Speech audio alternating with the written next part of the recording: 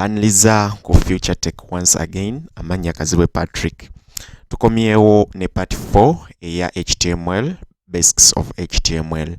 So tugenda kutambulira wamu fena mu video eno, kyenkusaba subscribinga, likinga, then commentinge wansi bw'obanga video eno enaba ya mugaso gy'oli. So tutandike. Tulina folder eno mwengenda okukolera olwaleero website. Chemanyi bw'oba obadde ozolaba video ezisooka part 1, part 2, part 3 omanyi okola folder n'okusamu page yo.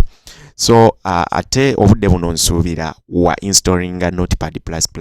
So bw'obanga ogina tutandike. So ngenda kugulawo folder yaffe eno. Bino byengenda nkola ku Windows 11 naye bw'obanga ogoberedde bulungi na ng'okozesa Windows 7, Windows 10 ojja kuba obiraba byenkulaga waneeno. So mu folder yaffe eno olwaliro tugenda kusoma ku bifaananyi, tugenda yiga okusa ebifaananyi mu website yaffe. Ensonga lwaki olaba mu folder eno gye ntadde munda gye tuyita subfolder. Eyo folder ebeera munda tugiyita subfolder. Olaba mu subfolder gye mpise images oba IMGs okutegeeza images. Nawe osobola okuteeka mu subfolder yo n'ogituuma ky'oyagala. Bwe nzigula subfolder eno munda nyinamu obufaananyi buno bw'abayizi bange. So ngina bukozesaako okulaga bwe tukozesa HTML okuteekamu ebifaananyi. So ebifaananyi bino ngina bikozesa for education purpose, sina intention ndala gye njagala bikozesa oba sigenda bisharinga kubikozesa mu public. Just I'm using ngina bikozesa olwaleero just for education purpose. So tugenda kukozesa ku bifaananyi bino tubisse mu web page yaffe. So wano wabweru wa folder eno ey'ebifaananyi we tugenda okukola web page yaffe oba website yaffe oba page yaffe olwaleero. So ngenda ku right clickinga mu space nsonge ku new nonde text document ngenda giyita index.text nkajjeko nkayite .html. Yes, ngirikinge mu space embuuze if you change file name extension nja kugamba yes. So bw'oba nga wali otegedde obadde ojja olaba video ezisooka kino kyenkola okitegeera. Bwe kiba nga tokisobola ddayo olabe video ezisooka. So ngenda ku right clickinga ku page yange eno gye nva okukola nzije ngambe edit with Notepad++. So Notepad++ eno gyatwanguyiza. So eggulewo Notepad++, kakati tugenda tutandika okuwandiika codes zaffe. So tutandike okuwandiika codes. Nizo obutaddayo eri mu Quarks mode okuteekamu document type, okuteekamu head, okuteekamu twabiraba mu part 1 ne 2 olwaleero ngenda tuukira ku nsonga ey'okusaamu ebifaananyi. Tusaba bitwe ebifaananyi mu page yaffe. Bwe tukola okusaamu ebifaananyi. Ebifaananyi bino bulijjo osanga websites oba osanga page ku internet nga zirimu ebifaananyi. Ebifaananyi bwe tuba tubisaamu tugenda kozesa tag gye bayita img oba image. Tag eyo taaga essaamu ebifaananyi.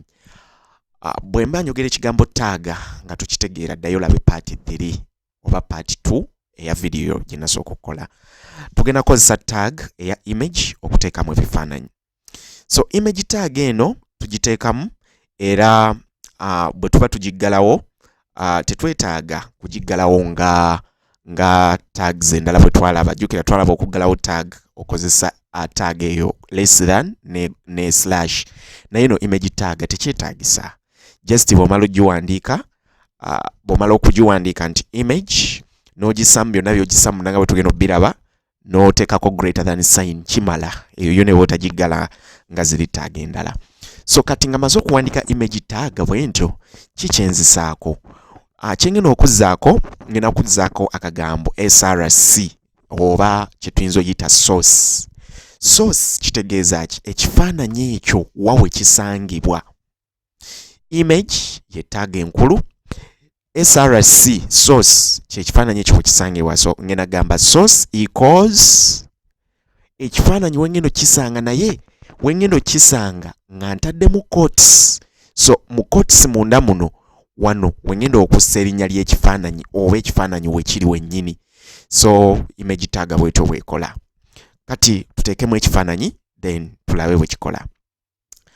Bwe tuddayoko mu folder yaffe ekifaananyi tukisanga kyengenda okukozesa ngenda kukozesa kino image1.jpg naye ekifaananyi ekyo kiri munda mu folder eya images oba imgs. So ngenda gamba image source equals mu quotes images ye folder mwe kiri munda stroke. So bwe mnyingidde mu folder ekifaananyi ekyo bakiyita batya, erinnya ly'ekifaananyi lyennyini ngenda ddissa wano. So ngenda kusaawo image1.jpg. so ekifaananyi kyange bwe nzirayo mu folder yaffe, bwe nyingira images folder, kye kino kyendaze nti nyingira images folder, then ekifaananyi kye ngeno osanga bakiyita image1.jpg. weegendereza nnyo kano ka .jpg part ka mugaso nnyo bw'otakateekako ekifaananyi ekyo tekiraga. Singa mu folder yo kaba tekalabika, kati tugeze obadde tokalaba wano ng'olaba just image 1 image 2, weetaaga okkateekako. Okassaako otya? Ojja kgenda mu view ku folder yo. Nze nkozesa Windows 11 view yange yiyaawo, naye bonna b'okozesa Windows 10 Windows 7 view yo esobola okuba ku option obuli waggulu wano. So ojja kunoonya view mu folder, then bw'omala okunoonya view, kati nze Windows 11 nina kugenda ku show nenteekako file name extension. Naye bw'oba okozesa Windows 10 bw'onanyiga view ojja kiraba automatically kijja kujja wali file name extension, ogiteekeko ebeere nga erimu katiiki ako. Bwe kabeeramu ojja kusobola okulaba extension z'ebifaananyi ebyo. So extension eyo tugyetaaga mu source wano okugiteekamu. Singa ate ekifaananyi tekiba munda mu folder, olaba wano nasoose nenkola folder mwentadde ebifaananyi nga kiri wano kungulu nga tekiri munda mu folder. Tugeze ekifaananyi kyaffe, kansooke nkikopeeyo kino image 1, kansooke nkikopeeyo nkiteeke wano. Singa ekifaananyi ekyo kiba kiri wano kungulu nga tekiri munda mu folder, then wano wemba nyagala kiteekamu nga source, kitegeeza wano erinnya lya folder siriteekawo, nkisaawo obusa bwentyo nti source equals image1.jpg. olwo kiba kiri mu folder yemu n'omuli web page yange. Naye kino kyenkozesezza, ekifaananyi kyenkozesezza kiri munda mu images folder. Y'ensonga lwaki wano neeteekawo img folder erinnya lya folder stroke, then nenteekawo erinnya ly'ekifaananyi. So n'erinnya lya folder wano mbadde ndisobezaamu liri imgs, so tukitereeze imgs. So ekifaananyi ekyo kigenzeemu, naye okwongera okukirungiya obulungi oba okwongera okukinyiriza tugenda kyongeramu ebira. Awo kiraga, so far we tuli kiraga. So bwe nteekawo tag eyo, bwe ngimaliriza ne ka greater than, nengenda mu web page yange ogitestinga, kanjigulewo. Nga bwe gulawo ndoza kino ekifaananyi tukisiimulewo, tekina makulu kubanga byetukozesezza biri eri munda. So page yange njigudde ne kano koolabaako bakayita browser eyo gye nkozesezza Internet Explorer eya Windows, naye nsobola ogigula website yange ne Firefox. Ngenda ku right click ngako mbadde ngikomandize gulewo neeyo, naye okukyanguya amangu ngenda kukozesa Firefox. Let me choose another app, then nkozese Firefox always. Page zange zonna zibeere nga zegulira mu Firefox. So page yange egenda kugulawo yino, kyekyo sofa kye tulaba. Tutaddemu ekifaananyi mu page yaffe. Ekifaananyi kino bw'okitunuulira mu page kinene, simanyi oba okiraba bulungi. Tuyinza okwagala okukikendeeza, okukikolako byonna bye twagala. Kati kyo tuddeyo mu codes tukyongereko ebirala bye twagala. Nga mmaze oteekamu image source nendaga ekifaananyi ekyo we kiva, nga sinaggalawo tag eyo oba nga sinagimaliriza, wano wakati we tugenda oteeka ebirala bye twagala okiteekako. Biki ebirala bye nsobola oteekamu? Mu kifaananyi ekyo nsobola oteekamu alt oba alternative text. Alt kyeki? Wali ogenzeko ku website okugeza nga internet yeesooba, naye ekifaananyi n'otakiraba, naye awo wekibadde kigenda n'olabawo akagambo. Tontegedde? Sooka olabe. Ngenda kuteekawo alt, ngambe mu quotes, ngambe younger boy mu quotes. Singa oli anaggula website yo ajja kulaba ekifaananyi ekyo, naye singa ekifaananyi ekyo tekiraga, ensonga eganye kiragisa eyinza oba netiwaaka y'ennafu ng'ekifaananyi tekiroodinze bulungi, eyinza okuba nga ekifaananyi eno link gye watadde wano oba source yaakyo nga teriyo. Ekifaananyi ekyo bwe kitalaga ajja kulaba akagambo ako ke tuyise alt. Okugeza ngenda kwonoona link eno, ngenda gikyankalanya, ebadde image 1 giyite image kati kitegeeza ekifaananyi nkyonoonye nti source nfuje ntaddemu kitegeeza ekifaananyi tekijja kulaga ku screen naye bwe kiba tekiraze kano ka alt text ke kajja okulaga tulifreshingemu okirabye nti waliwo ekifaananyi kya Younger Boy yadde tekiraze so gwe mugaso gwako ka alt text then ekyo kiba kya mugaso nnyo kiteeka mu kifaananyi kyo lwa nsonga abalaba website yo basobola okuba n'obuzibu bwa network ng'ebifaananyi birwawo okulaga ku website then bwe biba birwawo okulaga balabe alt text at least bamanye nti awo waliwo ekifaananyi naye singa kiraga eyo alt text teraga era mu kifaananyi ekyo tekola so ka alt text obako ka alt okategedde omugaso gwako mu kifaananyi ekyo munda tusobola okwongeramu title equals title kyeki wali otunuzaako wali ogenzeko ku website yonna n'okwata mouse n'ogitunuza ku kintu bwe ntunuza mouse ku kintu mu lulimi lwa website oba mu lulimi lw'okuwandiika zino code tukiyita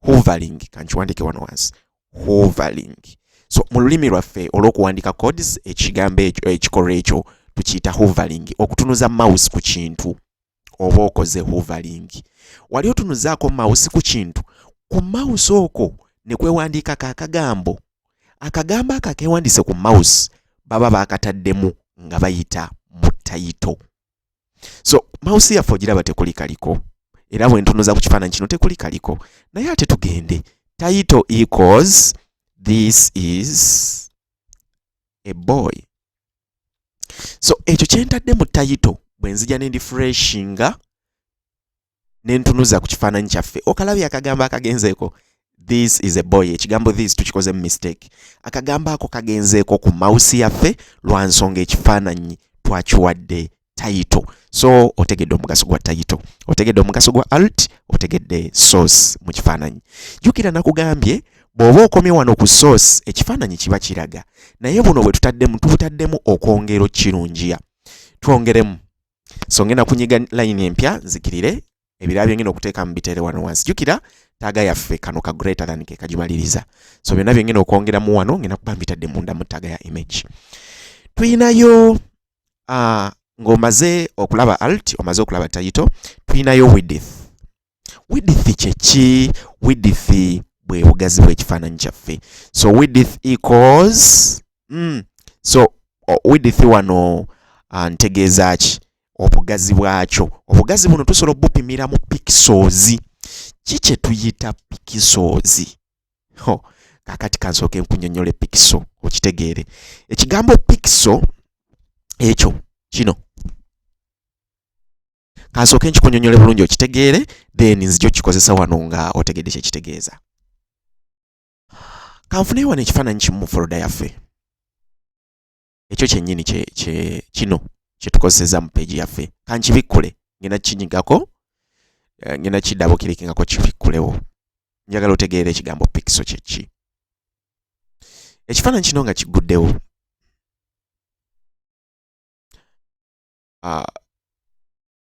ngenda kigezaamuko kompyuta yange eri bit slow esoobamuko naye tulindemuko kikino ekifaananyi kino kankigezze kyetegereze bulungi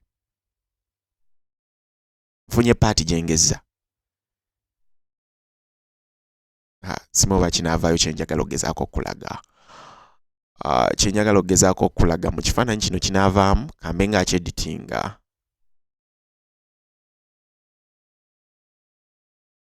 njagala kutegeeza kye bayita pixel anyway ninza obutakutwala wala nnyo kankikugambe bonaaba okitegedde bwe tugamba nkinyonyole mu details nja kikolera video yaakyo naye kankikutegeeza kye bayita pixel ke kabokisi akatone ennyo ku screen buli kyolaba wano ku screen kansooke mpandiike mu kifaananyi kino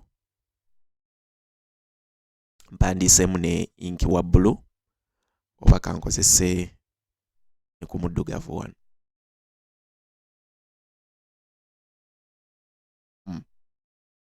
so ekyo kyenkoze okumala okuwandiikamu katuddeyoko tulabe oba tunaategeera kye bayita pixel azo kisavinga. Tunuulira ekifaananyi kino. Ina kigeza njagala wano ewali black wano wentadde ink wa black. Tunuulira ink oyo mulimu obubox obutono ennyo obwa square. Buli kyolaba ku screen ya kompyuta yo oba ey'essimu yo bubox butono nnyo obwegatta ne bukikola. Okugezaawo olaba mpandiise ink oyo omuddugavu, waliwo obubox obutono nnyo obwa square obugenda bwegatta ne bukola ekyo kyolaba. Era kino ekifaananyi kyolaba wano obubox obutono ennyo bwegatta ne bukikola. Kinnumye nti obubox buno tebuvuddeyo bulungi neyo program gye nkozesezza, simanyi oba bwe nnaakozesa kwene eya paint obubox obwo bunaavaayo. So kompyuta yo bw'onaaba olinamu program ennungi esobola okulaba obubox obwo kijja kukuviirayo bulungi. Kangezeemuko eno program ekijjayo bulungi. Tusooke tutunuulire wano eno obubox buba bwa square, buba butono. Sooka olaba akabox ako sigamba kano akaplus akatambula, obwo bu square obwo bw'olaba obutono ennyo obwo bu square kaako okalaba.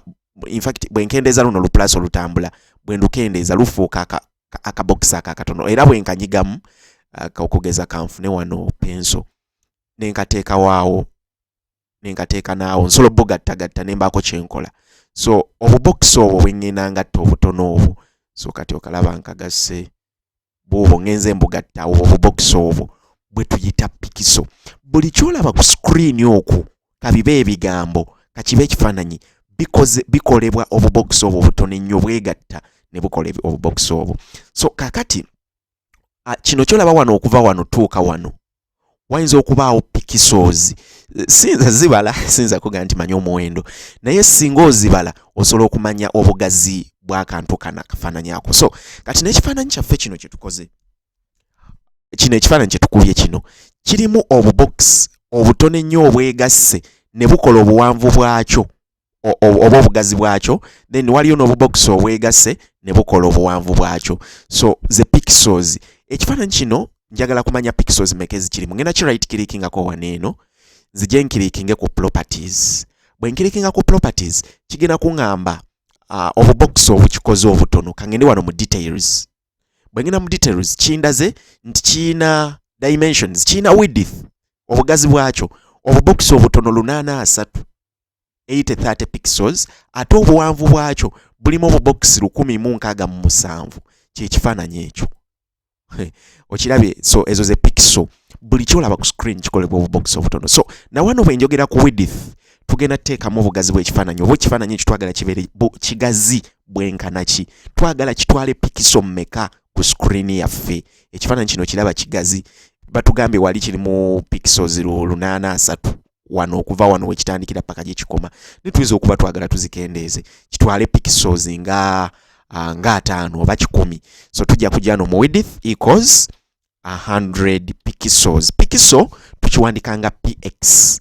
Px bwe tuba no mu kifaananyi nga tuli mu kuwandika HTML, pixels tuziwandika nga px. Today tu refreshing kifaananyi kya fly we kikendedde. Kati okuva wano okutuuka we kikoma waliwo pixels 10. So tuyinza noteekamu height equals 300 pixels. Twagala obuwanvu bwakyo butwale pixels 3. So awo ekifaananyi ekyo okiraba. So kati okuva wano paka wansi waliwo pixels 3 oba obubox obutono ennyo buli 3. Okuva wano wekitandikiro tuuka eno obugazi waliwo obubox obutono ennyo 10. So ako nako osobola okwongera mu kifaananyi kyo. Then nkwongerayo akalala oba tukomeko obwo ane lwaki sikwongera akalala. Kankongera akalala. Kano bakayita loading. Loading equals lazy. Lazy kino kiyamba ki? Loading equals lazy. Kino kiri modern kyakajja tekyaliyo twakakitandika. Lazy kankubulire kino.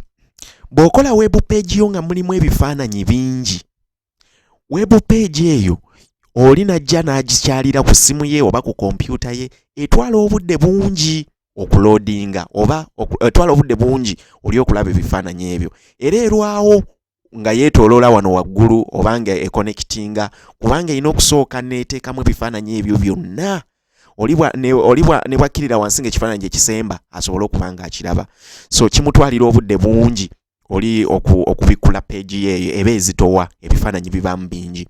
So kano aka loading equals lazy kagenda muyambako nti ekifaananyi singa oli aggula web page yongeramu ebifaananyi bingi, ekyo kyali mu kulaba obudde obwo kye kiraga biri ebiri wansi olw'okuba nti bijja kulwisaawo web page yo oba website yo okuloadinga oba okulaga ku screen.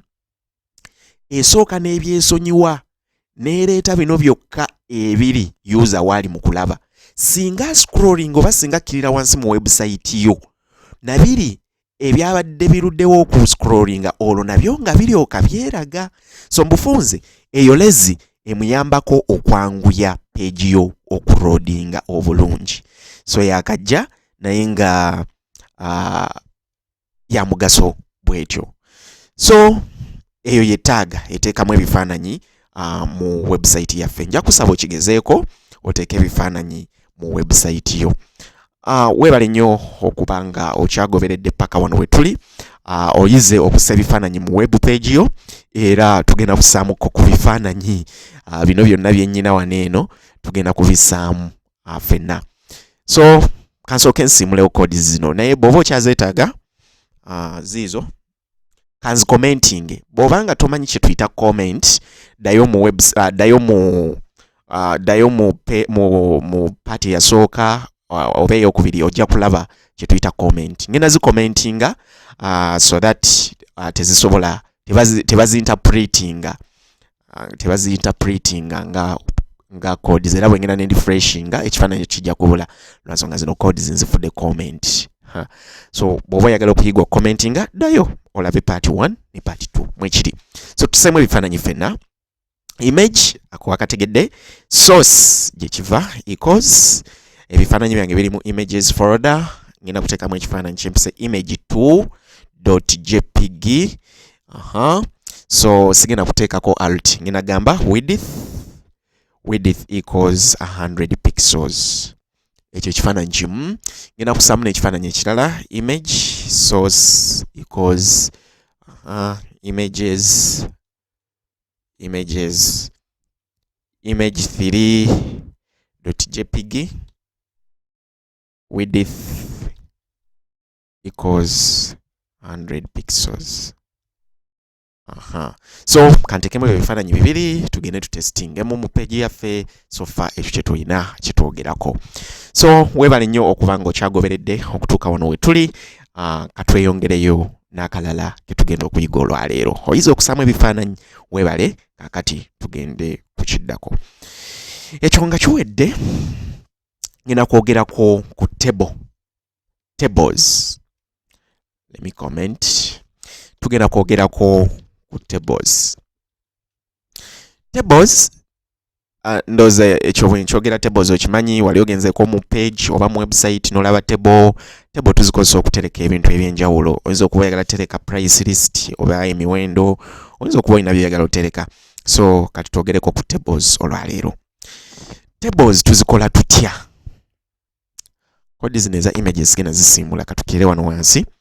Table tuyina kansooke nfune wano table tugikube bukubi. Bwe mala ogikuba then olabe kye ntegeeza. Table eyo nkozesezza gundi etajja kijjayo. Kankozese black or red. Kankozese red. Abayo. Ngenda kuba layini zange ne mukola table ngezaako okunyonnyola kiki tuyita table mu HTML. Bwe tugamba okukuba table tugikuba bwe tutyo. Bulamu obwa bulijjo. Table eno tugiteekamu tutya mu HTML. Bwe tuba tugenda kukozesa HTML tukozesa tag gye bayita table. Table tag. Ye tag ye tukozesa okukola table. Naye table tag eno nayo tugiggala nga ziri tag endala bwe njimala ngenda kuteekawo table bwe nti. Biki byengeno teeka muno munda mu tag eyo bye bino. Nga mmaze okuggulawo table tag, ekisooka kya byonna, table eba ne kye tuyita table row. Table row yeeriwa? Kati tunula table yange eno gye nkubye ne red. Eyina akakadde eyo, oba eyo line eyo yonna eyo line eyo yonna tugiyita table row. Eyo table row M, eyo table row yakubiri, eyo line eyo yonna. Eno table row yakusatu, eyo line eyo yonna. Eno table row yakuna, eyo line eyo yonna. So table eba ne table row. Kitegeeza table row eyo tugiteekamu ne TR. TR ye table row. Bwe mala okuteekamu table row, kati okugeza ekyo kye nkoze okuteekawo TR, mmaze okukuba row yange esooka eyo waggulu. Era bwe njimala ogikuba nayo njiggalawo ne table row. Kati labayo ekiddako tekinnaggwa. Nkubye table, kino kyendi mukola, table maze ogiggulawo yeno gye nkubye, ne nteekamu table row. Kati ntaddemu ako akasooka. Kati buno obubokisi bw'olabamu, akakabokisi kano, buno obubokisi buno bw'olaba, kamale kubujjawo buno. Buno obubokisi buno bw'olaba, ako tubuyita table data. Kitegeeza mmaze okuba row yange esooka, naye nyino giteeka mu table data. Kitegeeza ngina teeka mu ka table data akasooka, table data akokubiri ne table data akokusatu. Tugende mu table row mwennyini munda, mwe ngenda okuggulirawo table data EM njiggale. Kitegeeza ke kabokisi kano akasooka wano. Nteekemu table data endala, table data njiggale, table data ke kabokisi akaddako wano. Njagala n'akokusatu kano. Kitegeeza nga nako nkateekamu table data. Table data. So wetegereze bulungi kodi yange eno. Kamale okugi explaininga oba okugikunyonnyola obulungi ogitegeere, awo then tweyongereyo. Tunulira wano eno. Kamale ofuna black here. Tunulira wano eno. Eno table, kino kyenkoze kino. Kino ye table yaffe. Era nenjiggalira wano. Then mu table munda ntaddemu table row. Eyo part eyo okuva wetandikira paka wenjiggalidde. Table row tugambye zezo line, kati eyo row, neyo row, neyo table row. Mu table row munda mubaamu obubokisi. Kati nga olaba eno row mulimu akabokisi kamu, bubiri n'akokusatu. Namuno mulimu ako kamu, bubiri n'akokusatu. So bwe mba maze okukola table row nga njagala teekamu obubokisi obwo, bo tubuyita table data. Table data kitegeeza yemu. So ye soose, table data endala yeno, table data endala yeno. Singa mbadde njagala kukuba table bweti nga njagala ne row endala nga nzikira wano ng'era nteekawo table row. Mu table row omwo nga nteekamu obubokisi bwange obusatu. Kitegeeza otegedde tubuteekesaamu table data. Singa mbaako ne kyenjagala okuwandiika, kamala okkirininga wano eno. Singa mbaako ne kyenjagala okuwandiika munda mu bubokisi buno, nkiteeka wano mu table data. Table data, first. Table data endala etereka ekigambo second. Table data endala etereka ekigambo third. Saving. Soke tugende tulabe table yaffe bwefaanana. Bwenzirayo mu page yaffe nendi freshinga. Kino kye tulina first, second, third. Naye ate ffe tetulabamu bulayini obubeera mu table. Soke tuteekemu ne table row endala. Nkikunnyonnyole bulungi. Eyo table row M tugimaze, tuteekemu table row endala. Kitegeeza ngina kuba row endala, table row njiggale, table row. Munda mu yo, sigigadde bulungi. Munda mu yo twetaaga oteekamu obubox, table data, akabox akasooka tuteekemu ekigambo fourth,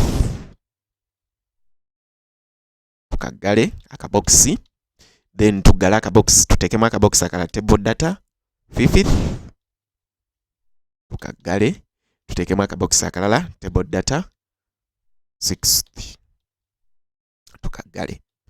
Tuddeyo tulabe. Kitegeeza table yaffe erimu lines of box bbiri, erimu eyo waggulu neyo wansi, nga mulimu obubox akasooka akokubiri n'akokusatu n'akasooka n'akokubiri, naye ate table yaffe tetulaba bulayini bujawula ngeri gye nakubye. So wano tugenda kukola tutya? Laba yeno, ngenda kuddayo mu table wano nteekemu border equals 1. Border equals 1. Table yange njagalako border. Okirabye?